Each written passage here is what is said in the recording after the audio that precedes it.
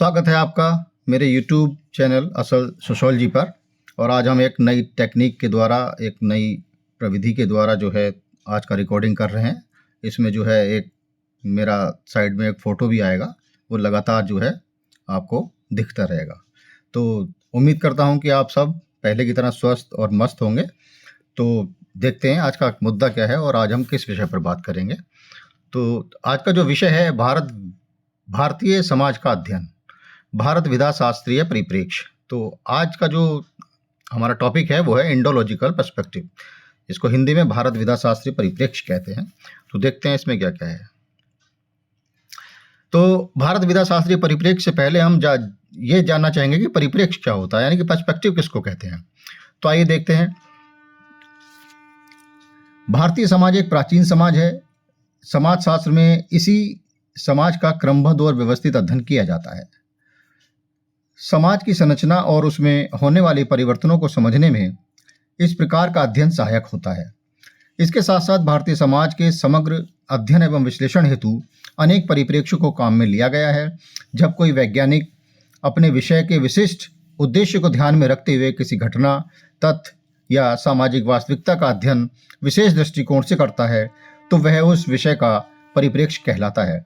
तो इसमें जो है ये बताने की कोशिश की गई है, जब कोई वैज्ञानिक अपने विषय के विशिष्ट उद्देश्य को ध्यान में रखते हुए, यानी कि कोई ना कोई एम होगा उसका, और उस सब्जेक्ट का उद्देश्य को ध्यान में रखते हुए जब किसी घटना, किसी तथ्य या सामाजिक वास्तविकता का अध्ययन विशेष दृष्टिकोण से करता है, यानी कि जो दृष्टिकोण होगा वो जो है विशेष होना चाहिए, यानी कि कुछ स्पेशल दृष्टिकोण से करता है, तो उस विषय का वह जो है उस विषय का परिप्रेक्ष्य कहलाता है। तो परिप्रेक्ष्य का तात्पर्य सीधा सीधा है, यानी कि देखने का तरीका या हमारा नजरिया या कोई दृष्टिकोण, उसको हम परिप्रेक्ष्य कहते हैं। ठीक है ना। तो सभी विषयों में घटनाओं के अध्ययन का अपना विशेष तरीका या दृष्टिकोण होता है, यानी कि हर विषय का अपना दृष्टिकोण होता है, हर विषय का जो है अपना एक पर्सपेक्टिव होता है, जिसके द्वारा जो है हम उसका अध्ययन करते हैं। यानी कि जब कोई विषय है तो उसका कोई ना कोई पर्सपेक्टिव होगा, परिप्रेक्ष्य होगा, और जिसके माध्यम से हम उस विषय का अध्ययन करेंगे। ठीक है। इस तरीके या दृष्टिकोण को परिप्रेक्ष्य के नाम से जाना जाता है या पुकारते हैं। अतः परिप्रेक्ष्य का तात्पर्य अध्ययन के क्रमबद्ध, व्यवस्थित एवं विशिष्ट दृष्टिकोण से है, जो किसी भी विषय को विशिष्ट बनाता है। तो परिप्रेक्ष्य का तात्पर्य है कि अध्ययन के क्रमबद्ध, व्यवस्थित एवं विशिष्ट दृष्टिकोण से है, जो किसी भी विषय को जो है विशिष्ट बनाने का काम करता है। अब हम देखते हैं भारत विधा शास्त्रीय परिप्रेक्ष्य किसको कहते हैं, इंडोलॉजिकल पर्सपेक्टिव क्या है। देखते हैं। जब भारतीय समाज के अध्ययन एवं विश्लेषण हेतु भारतीय धर्म ग्रंथों एवं वैज्ञानिक ऐतिहासिक प्रलेखों का सहारा लिया जाता है तो इसे भारत विधा शास्त्रीय अथवा पाठीय या पुस्तकीय परिप्रेक्ष्य कहा जाता है। ठीक है। तो इसमें तीन चीजें निकल करके आई है ना, यानी कि भारत विधा शास्त्रीय अथवा पाठीय या पुस्तकीय परिप्रेक्ष्य कहा जाता है। यानी कि इसके जो है तीन नाम हैं, है ना। या तो कहीं भारत विधा शास्त्रीय परिप्रेक्ष्य के नाम से आपको जो है पूछा जाएगा, या पाठीय परिप्रेक्ष्य क्या होता है उसको जो है पूछा जाएगा, या पुस्तकीय परिप्रेक्ष्य क्या होता है। तो तीनों के तीनों जो है एक ही हैं, और तीनों के नाम यानी कि एक ही चीज के जो है ये तीन नाम है, भारत विधा शास्त्रीय परिप्रेक्ष्य अर्थात पाठीय परिप्रेक्ष्य या पुस्तकीय परिप्रेक्ष्य। पाठीय का तात्पर्य है कि जो पढ़ने में हो, जो पढ़ने योग्य हो, और पुस्तकीय परिप्रेक्ष्य का मतलब है जो भी चीजें जो है पुस्तकों में है, यानी कि किताबों में है ना, उसके माध्यम से भारत का अध्ययन किस प्रकार से करना है वो जो है भारत विधा शास्त्रीय परिप्रेक्ष्य में जो है बताया गया है।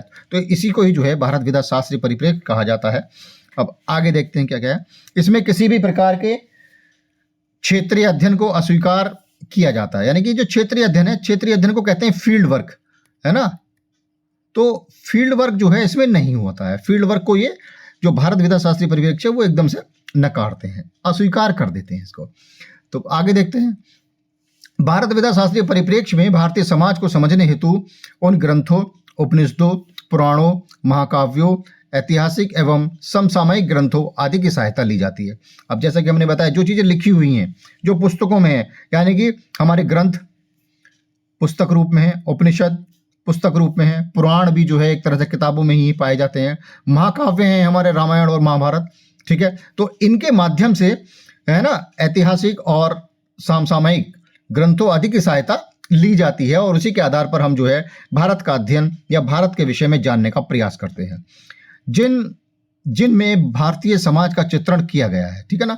इन्हीं उपनिषदों में, ग्रंथों में, पुराणों में, महाकाव्यों में जो है भारत का जो है एक बहुत ही सुंदर तरीके से चित्रण किया गया है।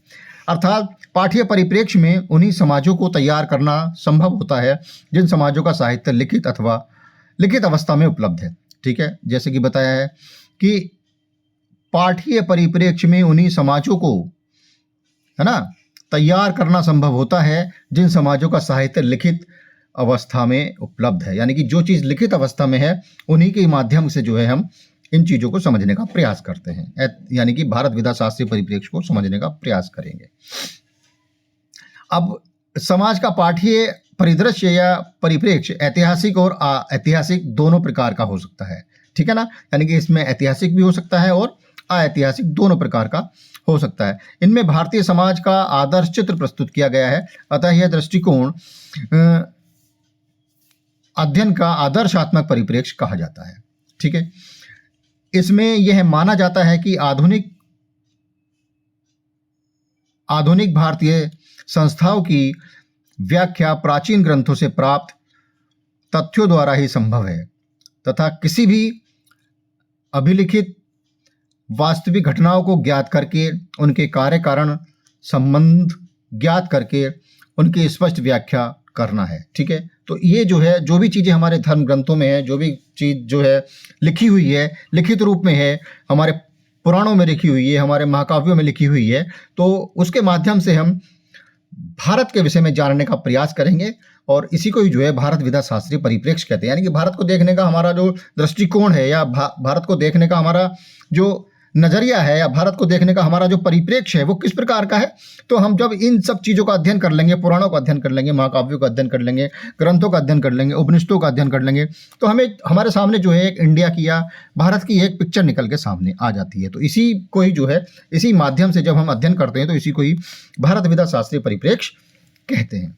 आगे देखते हैं जीएस घुरिये का भारत विधा शास्त्रीय परिप्रेक्ष्य। यानी कि जीएस घुरिये ऐसे वैज्ञानिक हैं जिन्होंने सबसे पहले भारत विधा शास्त्रीय परिप्रेक्ष्य को अपनाया और उसके बारे में जो है बताया है, ठीक है। तो जीएस घुरिये को भारतीय समाजशास्त्र का जनक कहा जाता है। भारतीय समाजशास्त्र का जनक, यानी कि जो इंडिया में या भारत में समाजशास्त्र का जो जनक कहा जाता है वो जीएस घुरिये साहब को कहा जाता है। और वैसे समाजशास्त्र का जनक कौन है? वैसे तो समाजशास्त्र का जनक अगस्ट कॉम्ट है, ठीक है ना। वैसे अगस्ट कॉम्ट है और भारतीय समाजशास्त्र के जनक के रूप में अगर किसी को माना जाता है तो वो जीएस घुरिये को माना जाता है। उन्होंने इंडियन सोशियोलॉजिकल सोसाइटी, है ना, जीएस घुरिये साहब ने इंडियन सोशियोलॉजिकल सोसाइटी की स्थापना की। इसको आईएसएस भी कहते हैं, इंडियन सोशियोलॉजिकल सोसाइटी की स्थापना की, जिसके तत्वाधान में 1952 में 1952 में सोशियोलॉजिकल बुलेटिन नामक पत्रिका का प्रकाशन भी प्रारंभ किया गया। तो 1952 में सबसे पहले सोशियोलॉजिकल बुलेटिन नामक एक पत्रिका छपी जो इंडियन सोशियोलॉजिकल सोसाइटी के माध्यम से या तत्वाधान में जो है इसको प्रकाशित किया गया। ये भी इम्पोर्टेंट है, इंडियन सोशियोलॉजिकल सोसाइटी, है ना, और सोशियोलॉजिकल बुलेटिन, ये एक ऐसी पत्रिका है जिसमें भारतीय या विदेशीय, यानी कि जो समाजशास्त्री हैं कुल मिलाकर, चाहे वो इंडियन हो या इंटरनेशनल हो, उनके जो है लेख छपते हैं सोशियोलॉजिकल बुलेटिन में, ठीक है। तो इस लिहाज से ये जो पत्रिका है ये समाजशास्त्रियों के लिए महत्वपूर्ण है। घुरिये ने अपने अध्ययन में भारत विधा शास्त्रीय उपागम का प्रयोग प्रमुखता से किया है। घुरिये की प्रमुख रचनाएं निम्नलिखित हैं, ठीक है। तो अब इनकी जो कुछ प्रमुख पुस्तकें हैं उनके बारे में हम जान लेंगे और फिर देखेंगे आगे। तो घुरिये की प्रमुख रचनाएं, घुरिये की जो वैसे तो बहुत सारी किताबें हैं लेकिन कुछ उसमें इंपॉर्टेंट हैं जो मैंने यहाँ पे मेंशन की हैं। उसमें जो सबसे पहले है caste and race in India, है ना, caste and race in India. यानी कि घुरिये की जितनी भी किताबें हैं उनमें भारत के ही दर्शन होंगे। भारत में चूंकि कास्ट पाई जाती है, कल्चर पाई जाती है ना, जातियाँ पाई जाती है, अनुसूचित जातियाँ पाई जाती हैं, तो ये सारी की सारी चीज़ें इनकी किताबों में भी जो है देखने को मिलती हैं। और इसीलिए जो है इनको इंडोलॉजिकल सोसाइटी यानी कि इंडोलॉजिकल पर्सपेक्टिव का भी एक तरह से जनक कहा जाता है, ठीक है। देखते हैं, caste and race in India 1932 में छपी और इसके बाद कल्चर एंड सोसाइटी 1945 में छपी। कास्ट क्लास एंड ऑक्यूपेशन, ये भी इंपॉर्टेंट किताब है इनकी, 1961 में छपी। सिटीज एंड सिविलाइजेशन 1962 में छपी। द शेड्यूल्ड ट्राइब 1963 में छपी।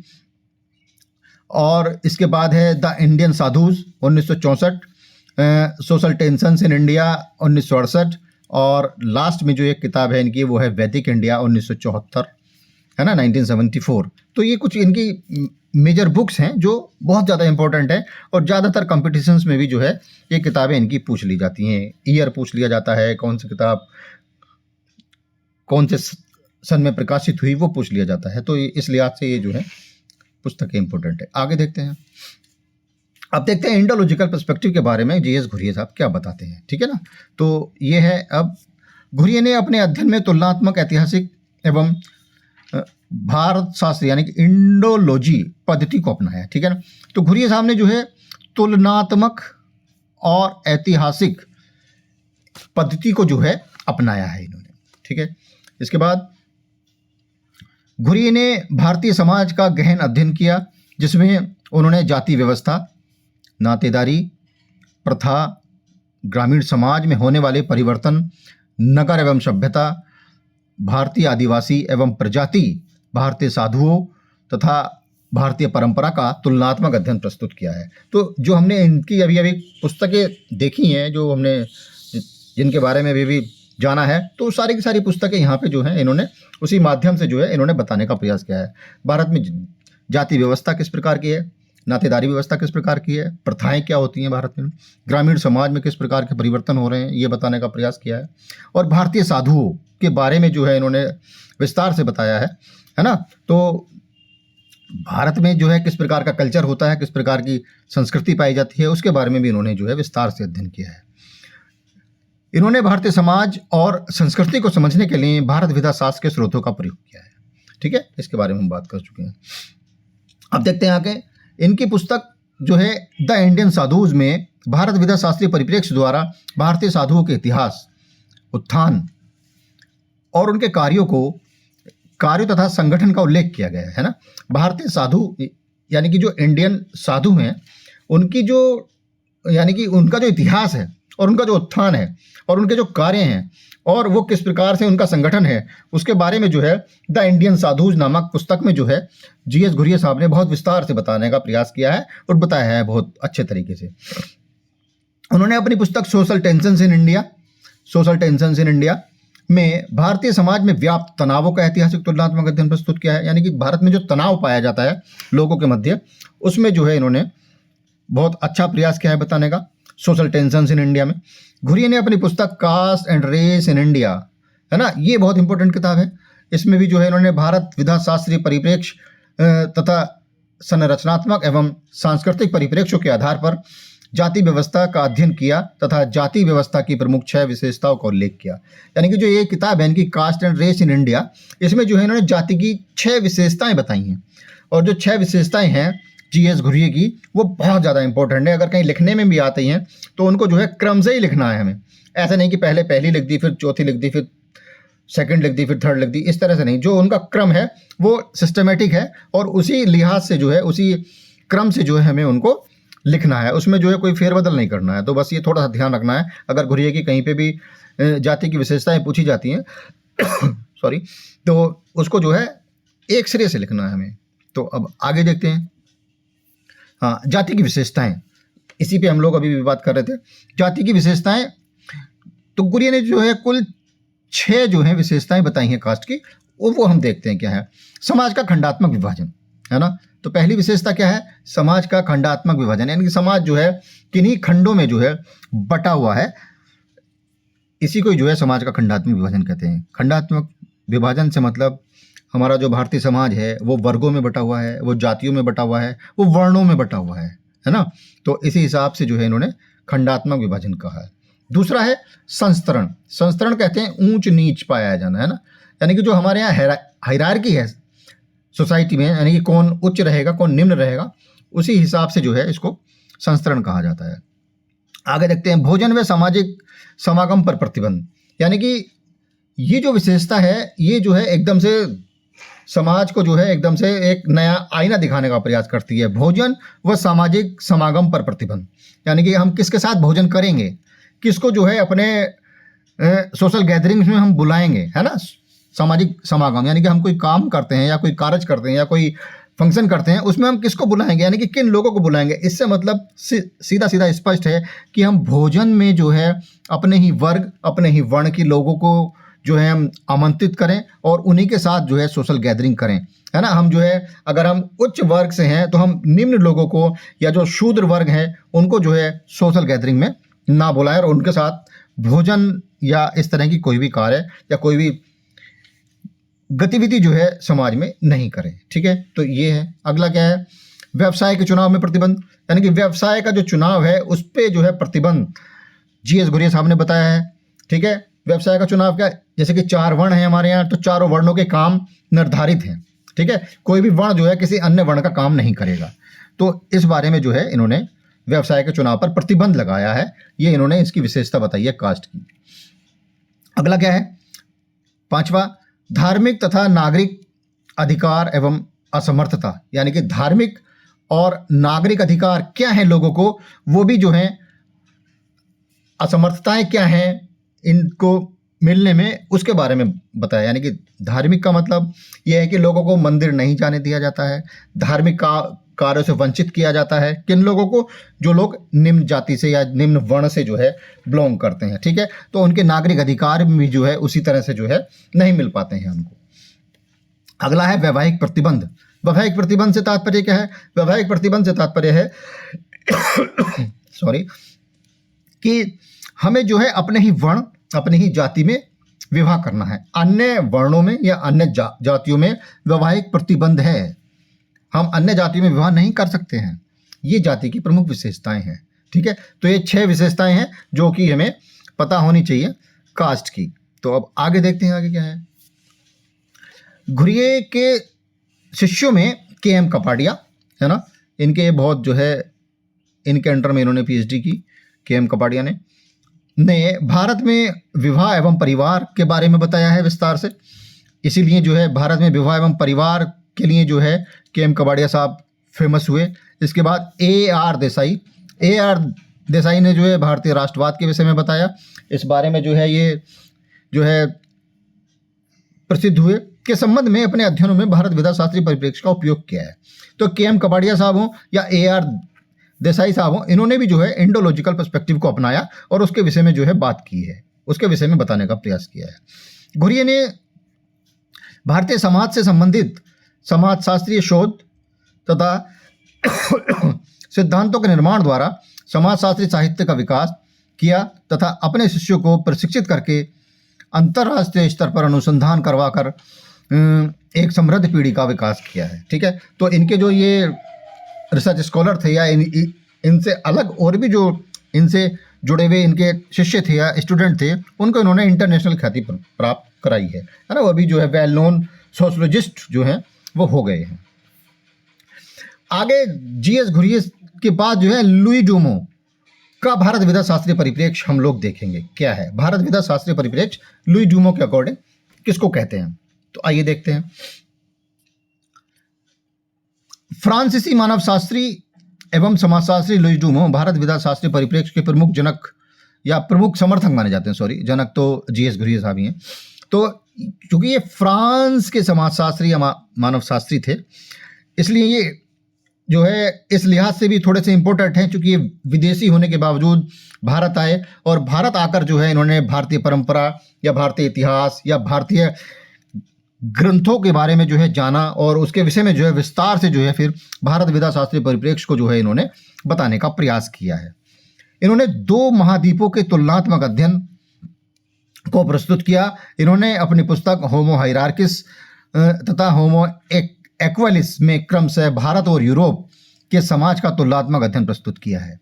ठीक है ना, इन्होंने जो है तुलनात्मक अध्ययन प्रस्तुत किया है किसका, भारत का और यूरोप का। तो इन्होंने यूरोप का भी अध्ययन किया और भारत में आकर के भारत का भी अध्ययन किया और दोनों का जो है तुलनात्मक अध्ययन किया है। और इनकी जो ये पुस्तक है होमो हायरार्किस, इसकी वजह से ही जो है ये जो है वेल नोन हुए और ये पुस्तक जो है एक बहुत बड़ी ख्याति जो है इस पुस्तक ने प्राप्त की है। होमो हायरार्किस, किसी भी कंपटीशन में लुईस डूमो की यही पुस्तक जो है पूछी जाती है कि होमो हायरार्किस किसके द्वारा लिखी गई है, कब लिखी गई है, तो इसके विषय में जो है जान लेंगे हम लोग। आगे क्या है, उनके अनुसार यूरोपीय विचारधारा व्यक्तिवाद पर आधारित है ना। तो जो लुईस डूमो ने क्या बताया है कि जो यूरोपीय विचारधारा है वो व्यक्तिवाद पर आधारित है, वो केवल अपने आप में बने रहते हैं, अपने आप से मतलब रखते हैं, है ना, समूह से उनका कोई वास्ता नहीं होता है, और वी फीलिंग या जो भी जो है स्मॉल ग्रुप या कहें प्राइमरी ग्रुप की जो कैरेक्टरिस्टिक्स हैं वो जो है उसमें नहीं पाई जाती हैं। ठीक है, जबकि भारत में समग्रवाद एवं समूहवाद को विशेष महत्व दिया जाता है। ठीक है, और इंडिया में क्या बताया इन्होंने, इंडिया में जो है समग्रवाद यानी कि सबको एक साथ लेके चलना, और समूहवाद और ग्रुप में हम लोग किस प्रकार से निवास करते हैं, किस प्रकार से एक दूसरे के दुख को और दर्द को जो है समझने का प्रयास करते हैं, ये केवल भारत में इन्होंने पाया। उन्होंने भारतीय सामाजिक व्यवस्था के विभिन्न पन्नों पर अनेक अनेक लेख एवं पुस्तकें लिखी जो निम्नलिखित हैं। ठीक है, अब जो लुईस डूमो की कुछ प्रमुख पुस्तकें हैं उसको हम लोग देख लेते हैं कौन कौन सी हैं। तो लुईस डूमो की प्रमुख किताबें या लुईस डूमो की प्रमुख पुस्तकें कौन सी हैं, ये हैं। तो सबसे पहली जो किताब है इनकी वो है hierarchy and marriage alliance in south India, Indian kinship 1954। इसके बाद है होमो हायरार्किस, जिसके बारे में हम बात कर रहे थे, ये 1970 में छपी है। तो होमो हायरार्किस जिसकी वजह से जो है इनको बहुत ज़्यादा प्रसिद्धि मिली और ये किताब बहुत ज़्यादा फेमस हुई। अगला religion politics and history in India from medievally to Marx, है ना, मेडिवली टू मार्क्स 1970, ये भी जो है 1970 में इनकी किताब छपी है। इसके बाद क्या है, ऐसे ऑन इंडिविजुअलिज्म, व्यक्तिवाद पर इन्होंने निबंध लिखा है मतलब, तो ये जो है 1986 में पब्लिश हुई है। तो इनकी कुल मिलाकर के 4 किताबें इंपॉर्टेंट किताबें हैं, मैं ये नहीं कहता कि 4 ही हैं, और भी इनकी कुछ इंपॉर्टेंट किताबें हैं तो वो नहीं ली हैं मैंने, बस 4 किताबों पे ही जो है जो बहुत ज़्यादा इंपॉर्टेंट है, अक्सर पूछ ली जाती हैं किसी भी कंपटीशन में। तो अब आगे देखते हैं इनका क्या है, क्या बताने का प्रयास किया है इन्होंने। उपरोक्त पुस्तकों में से उन्हें सबसे अधिक ख्याति 1970 में प्रकाशित, है ना, जैसा कि हम पहली बात कर चुके हैं इस बारे में, होमो हायरार्किस से प्राप्त हुई, यानी कि सबसे ज़्यादा जो ख्याति प्राप्त हुई है इनको इसी पुस्तक से प्राप्त हुई है। और इसी पुस्तक में इन्होंने जो है इंडोलॉजिकल पर्सपेक्टिव के बारे में जो है विस्तार से बताया है। इस पुस्तक में उन्होंने अंतर्राष्ट्रीय जगत में एक अग्रणी समाजशास्त्री के रूप में प्रतिष्ठित कर दिया, यानी कि इस किताब को के माध्यम से जो है ये एक इंटरनेशनल सोशोलॉजिस्ट हो गए, है ना, एक अग्रणी समाजशास्त्री के रूप में प्रतिष्ठित हो गए।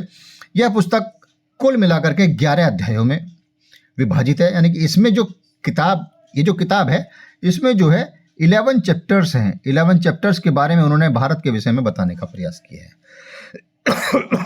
सॉरी, जिसमें उन्होंने भारत विधा शास्त्रीय, मानव शास्त्रीय और उच्च समाजशास्त्रीय सिद्धांतों का कुशलतापूर्वक समन्वय करके भारतीय जाति व्यवस्था तथा उसके समाज पर पड़ने वाले प्रभावों का सारगर्भित विश्लेषण प्रस्तुत किया है। अतः लुईस डूमो का दृष्टिकोण मुख्यतः जाति व्यवस्था की विचारधारा से संबंधित है, यानी कि कास्ट को लेकर के इन्होंने जो है बात कही है ना। यानी कि इनका जो मेन उद्देश्य था भारत में जो इन्होंने अध्ययन किया, इनकी जो मेन उद्देश्य था वो केवल कास्ट सिस्टम, इंडिया का कास्ट सिस्टम पर इन्होंने जो है मेन जो है फोकस किया है। उनके अनुसार भारत का समाजशास्त्र एवं भारत विधा शास्त्र के संगम पर ही होना चाहिए। भारतीय मूल्यों के अध्ययन के लिए धर्म ग्रंथों का अध्ययन करना आवश्यक है तथा इसके लिए संस्कृत भाषा का भी ज्ञान होना आवश्यक है। इन्होंने बताया कि भारतीय धर्म ग्रंथों का अध्ययन बहुत आवश्यक है। अगर आपको भारत के विषय में जानने का प्रयास करना है तो भारतीय धर्म ग्रंथों के विषय में जाने, और उसके लिए क्या है, उसके लिए जो है संस्कृत भाषा का आना भी आवश्यक है। संस्कृत भाषा नहीं आएगी तो हम भारतीय धर्म ग्रंथों को नहीं पढ़ सकते हैं। अब तो खैर ट्रांसलेट हो गए हैं बहुत सारी चीज़ें, अब तो हिंदी में भी मिल जाएंगे आपको, अंग्रेजी में मिल जाएंगे, लेकिन उस समय 1970 में जो है ये सुविधा शायद नहीं थी, और जिस भाषा में कोई चीज़ लिखी हुई होगी तो उसी भाषा में जो है वो ग्रहण करनी पड़ती थी। ड्यूमो ने जाति व्यवस्था का विश्लेषण पवित्रता के आधार पर किया है। ठीक है, कास्ट सिस्टम को जो इन्होंने बताया है वो पवित्रता के आधार पर बताने का प्रयास किया है इन्होंने। पवित्रता, ठीक है ना, पवित्रता के बारे में जो है इन्होंने बताया है, ठीक है। उनके अनुसार जाति व्यवस्था को समझने के लिए प्राचीन भारतीय धर्म ग्रंथों में जाति व्यवस्था के बारे में निहित विचारधारा को समझना आवश्यक है, जो कि उनके भारत विधा शास्त्रीय या भारत विधा शास्त्र का ही एक हिस्सा है, ठीक है। तो धर्म ग्रंथ में जाति व्यवस्था के बारे में क्या क्या चीजें बताई गई हैं, इसके माध्यम से इन्होंने जो है भारत विधा शास्त्रीय परिप्रेक्ष्य को बताया है, ठीक है। आगे देखते हैं। भारतीय समाज में होने वाले परिवर्तनों के बारे में ड्यूमा कहते हैं, क्या कहते हैं, समाज में परिवर्तन हो रहा है किंतु समाज का परिवर्तन नहीं हो रहा है। ये बहुत बढ़िया कोटेशन है और कभी कभी एग्जाम में जो कि पूछ ली जाती है कंपटीशन वाले में कि समाज में परिवर्तन हो रहा है किंतु समाज का परिवर्तन नहीं हो रहा है, किसने कहा, किसने बताया। तो अगर आपने पढ़ रखा है तो आप इस बात को जो है भली भांति और अच्छी प्रकार से बता सकते हैं। ये जो कोटेशन है, समाज में परिवर्तन हो रहा है, सोसाइटी में तो चेंज हो रहा है किंतु समाज का परिवर्तन नहीं हो रहा है। अब समाज का परिवर्तन किस प्रकार से होगा? समाज का परिवर्तन तब होगा जब हम व्यक्ति खुद को अपने आप में परिवर्तन करेंगे। अब चूंकि सोसाइटी तो दिन प्रतिदिन लगातार बदल रही है लेकिन समाज का परिवर्तन नहीं हो रहा। समाज का परिवर्तन इसलिए नहीं हो रहा है क्योंकि समाज में जो रहने वाले व्यक्ति हैं उनकी सोच नहीं बदल रही है ना। अगर कोई व्यक्ति किसी जाति का है, किसी उच्च वर्ण का है, तो वो अपने आप में उसी में ही खुश है ना। इसको लेकर के कभी भी बात जो है इसको बदलने का प्रयास नहीं कर रहा है। और जब हम इस तरह की अपनी संकीर्ण मानसिकता को लिए बैठे रहेंगे तो किस प्रकार से समाज का परिवर्तन होगा? नहीं होगा समाज का परिवर्तन। तो लुई ड्यूमा की जो ये बात है, समाज में परिवर्तन हो रहा है किंतु समाज का परिवर्तन नहीं हो रहा है। तो अगर समाज का परिवर्तन करना है तो अपने विचारों को परिवर्तन करना पड़ेगा। अपने अंदर जो मानसिक जो कुरीतियां हैं, जो दिमाग में भरी पड़ी हैं, उनको जो है हमें बदलना पड़ेगा, तभी जाके समाज का परिवर्तन होगा। उन्होंने भारतीय जाति व्यवस्था और गांवों की सामाजिक संरचना के अध्ययन के लिए भारत विधा शास्त्रीय और संरचनात्मक उपागम दोनों का प्रयोग किया है। ड्यूमा के अनुसार भारत एक ऐसा धार्मिक समाज है जो जाति व्यवस्था के शुद्ध संस्करण व्यवस्था से परिचालित है, ठीक है ना। तो भारत एक ऐसा धार्मिक समाज है जो जाति व्यवस्था के शुद्ध संस्करण व्यवस्था से परिचालित है। यह संस्करण पवित्रता और अपवित्रता की विरोधी वैचारिकी पर आधारित है, ठीक है ना। अगर ये कोई संस्करण है समाज में जो पाया जाता है, ये जो है दो विचारधाराओं पर आधारित है, एक तो पवित्रता की और एक अपवित्रता की। इसके विषय में हम अभी आगे जो है चर्चा करेंगे। ड्यूमा के अनुसार इस प्रकार के विचारों के स्रोत धर्मशास्त्रीय ग्रंथ हैं। यानी कि इन्होंने ये भी बताया कि पवित्रता और अपवित्रता की जो अवधारणा है वो कहाँ से मिली है इनको, तो वो मिली है धर्म ग्रंथों से, है ना। जो हमारे धर्म ग्रंथ हैं उनमें जो है ये साफ साफ बताया गया है कि कौन लोग पवित्र हैं और कौन लोग अपवित्र हैं। पवित्रता और अपवित्रता की धारणा या जो अवधारणा है, इसका जो संबंध है सीधा सीधा व्यक्तियों से है। जो समाज में व्यक्ति पाए जाते हैं, कौन लोग पवित्र हैं और कौन लोग अपवित्र हैं। इनके अनुसार पवित्रता को हम शुद्धता कहते हैं और अपवित्रता को अशुद्धता कहते हैं, है ना। सापेक्षिक स्थिति है ये। ड्यूमा ने जाति व्यवस्था का विश्लेषण दो प्रकार की अपवित्रता की चर्चा की है। धार्मिक व्यवस्था का विश्लेषण कर दो प्रकार की अपवित्रता की चर्चा, यानी कि जो अपवित्रता है उसको भी जो है ड्यूमा ने दो प्रकार से बांटा है। अब हम देखते हैं आगे वो जो दो प्रकार हैं कौन से हैं अपवित्रता के। तो अपवित्रता के प्रकार, अपवित्रता जो है दो प्रकार से है। पहला तो है अस्थायी अपवित्रता और दूसरी है स्थायी अपवित्रता। तो अस्थायी अपवित्रता देखते हैं। यह क्षणिक होती है तथा यह निर्धारित समय अवधि के पश्चात समाप्त होकर पुनः पवित्रता को प्राप्त कर लेती है। यानी कि ये जो है अल्पकालीन होती है, कुछ समय के लिए होती है, और अगर वो समय पर्टिकुलर अगर समय बीत जाता है तो फिर से व्यक्ति जो है पवित्र हो जाता है। जैसे मासिक धर्म या महिलाओं से संबंधित है, जन्म एवं मृत्यु के समय की अपवित्रता, यानी कि जब व्यक्ति का जन्म होता है तब भी जो है उसको कुछ समय के लिए समाज से या परिवार से जो है अलग कर दिया जाता है, और कुछ समय के बाद हफ्ता दो हफ्ता कहीं कहीं अलग अलग नियम हैं और पर्टिकुलर कुछ डेज होते हैं, उनके अकॉर्डिंग जो है उनको फिर उनको जो है सब समाज के सामने प्रस्तुत कर देते हैं। तो ये जन्म के समय की बात है, और मृत्यु के समय में भी जो है हम बहुत सारे व्यक्तियों को जो है अलाउ नहीं करते हैं और अपने एक निश्चित स्थान पर बैठे रहेंगे या अपना जो भी कुछ शौक मनाना है वो करते रहेंगे, और एक निश्चित समय के बाद ये समय जो है अवधि समाप्त हो जाती है। फिर जो व्यक्ति जो है एक सामान्य जीवन जो है जीने लगता है। तो ये जो अस्थायी अपवित्रता है ये कुछ समय के लिए होती है और कुछ समय के पश्चात जो है फिर ये समाप्त हो जाती है। अब स्थायी पवित्रता क्या है?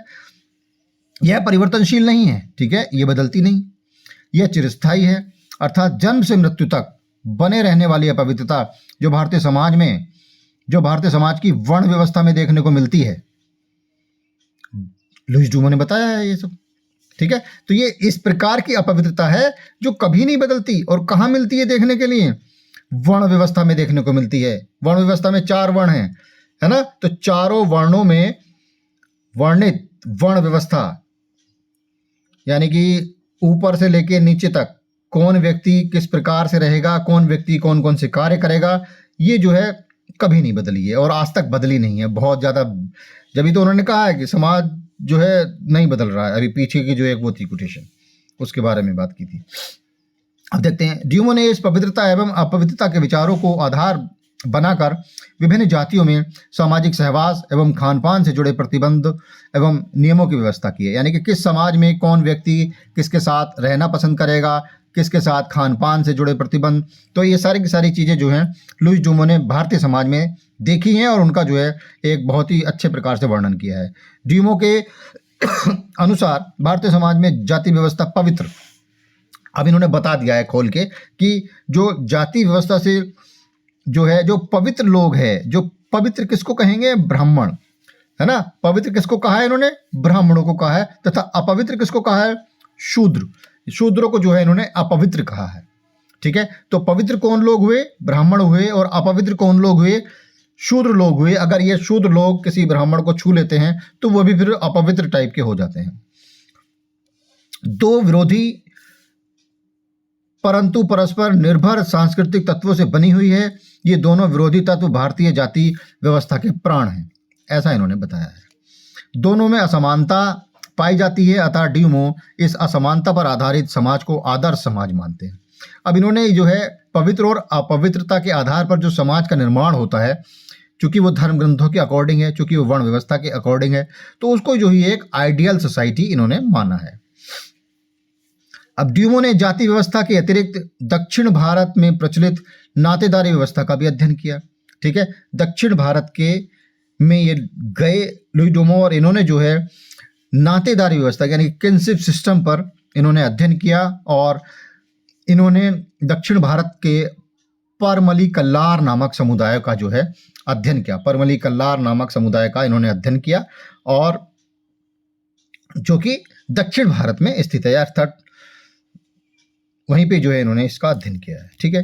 तो अब आगे देखते हैं आगे क्या है। अच्छा, ये तो वीडियो खत्म हो गया, ठीक है। तो आज का जो वीडियो है हम यहीं पे जो है समाप्त करते हैं। Thanks for watching. Please like, share and subscribe. अगर वीडियो आपको अच्छा लगे तो इसको शेयर करो, अधिक से अधिक जो है इसको जो है सब्सक्राइब करो और लाइक करो। Thanks a lot.